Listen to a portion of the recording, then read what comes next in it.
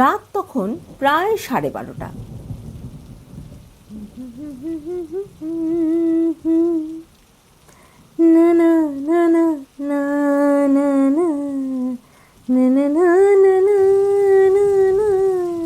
ঝমঝম করে বৃষ্টি পড়ছে।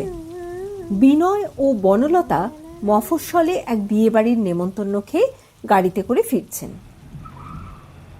হঠাৎ রাস্তার মাঝে ক্যাঁচ শব্দ করে গাড়িটা গেল থেমে।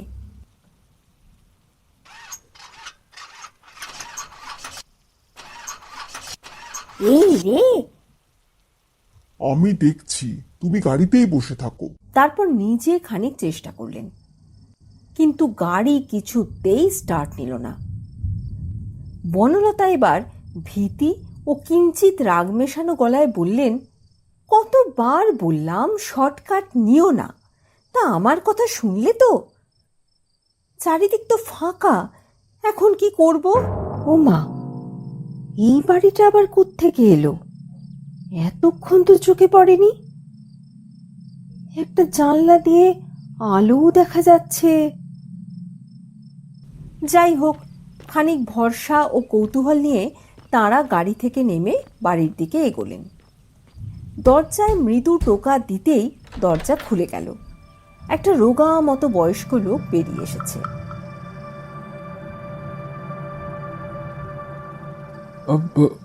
গাড়িটা হঠাৎ বন্ধ হয়ে গেল। অনেক চেষ্টা করলাম, কিছুতেই চালু হলো না। একে রাত, সঙ্গে স্ত্রী রয়েছেন, আপনাদের বাড়িটা হঠাৎ চোখে পড়ল। তা যদি দয়া করে আজকের রাতটা একটু আশ্রয় পাই। কিচ্ছু চিন্তা করবেন না বাবু, আপনারা ভেতরে আসেন। একটু কষ্ট করে রাতটা কাটিয়ে নিতে হবে। বৃষ্টির জন্য আলো নেই, আর খাবারের কোনো বন্দোবস্ত করতে পারবো নি। আসলে বাড়ির কর্তার বড় অসুখ, যায় যায় একেবারে। তা আপনারা চিন্তা করবেন নি, দোতলায় আপনাদের শোবার ব্যবস্থা করে দেব। অনেক ধন্যবাদ আপনাকে, আমাদের কোনো অসুবিধা হবে না। চাকরটি তাদের আসুন আসুন বলে সিঁড়ি দিয়ে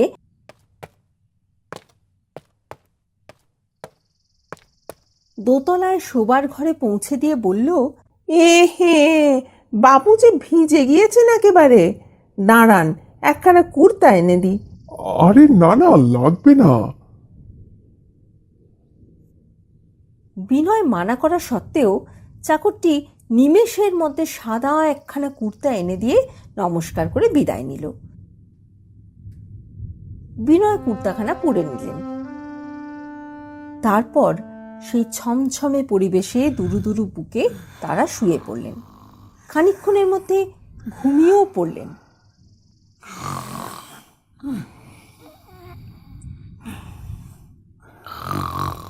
আচমকা ঘরের দরজায় টোকার শব্দে তারা ধর্মর করে উঠে বসলেন। কে গো, দরজা ধাক্কাচ্ছে এত রাতে? আমার কিন্তু কেমন যেন ভয় ভয় করছে।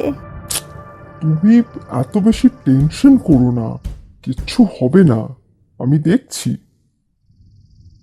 বিনয়বাবু দরজা খুলতেই চাকর বলল, বাবু খুব অসুস্থ বোধ করছেন, আপনারা একবার আসুন না দয়া করে আমার সাথে। এই তো পাশের ঘরটাই বাবুর ঘর। আমার বড্ড ভয় করছে।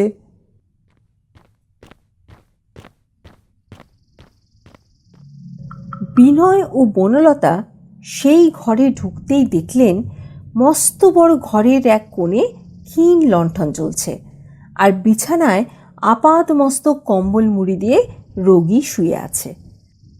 তারপর বিনয় খাটের কাছে এগিয়ে গিয়ে টুলটা টেনে বসে রোগীর উদ্দেশ্যে বললেন, মানে এখন কেমন বোধ করছেন? কম্বলের ভেতর থেকে ক্ষীণ কণ্ঠে জবাব এলো, বড্ড অসুস্থ লাগছে, নাড়িটা একবার দেখুন তো। বলে বিনয় অজ্ঞান হয়ে টুল থেকে পড়ে গেলেন। ও বাবা গো!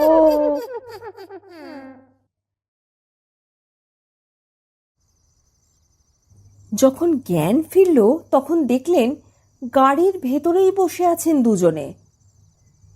ভোর হয়েছে সবেমাত্র, কোথাও কোনো বাড়ি নেই, জনমনীষীর চিহ্নও নেই।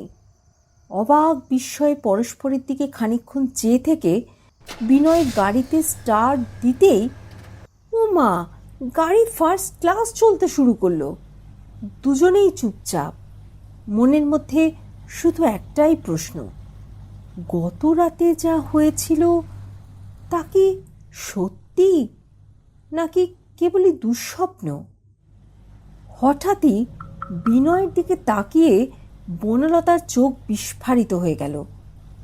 এতক্ষণ খেয়াল করেননি বিনয়ের গায়ে সাদা কুর্তা। তার মানে কি? দুজনেরই মুখ ফ্যাকাশে। এখন তাড়াতাড়ি কলকাতায় নিজেদের বাড়িতে গিয়ে পড়তে পারলেই হয়। কেমন লাগলো আজকের গল্প? যদি ভালো লেগে থাকে তাহলে প্লিজ ভিডিওটিতে একটি লাইক দিন, আর এরকম আরও নতুন নতুন অ্যানিমেটেড গল্প পেতে অনুগ্রহ করে চ্যানেলটি সাবস্ক্রাইব করুন। আত্মীয় ও বন্ধুদের সাথে শেয়ার করতেও ভুলবেন না কিন্তু। আপনাদের ভালোবাসা ও পাশে থাকাই গল্পলেন কার্টুনের সবচেয়ে বড় শক্তি। নতুন গল্প নিয়ে শিগগিরই ফিরে আসছি। ততক্ষণের জন্য টাটা।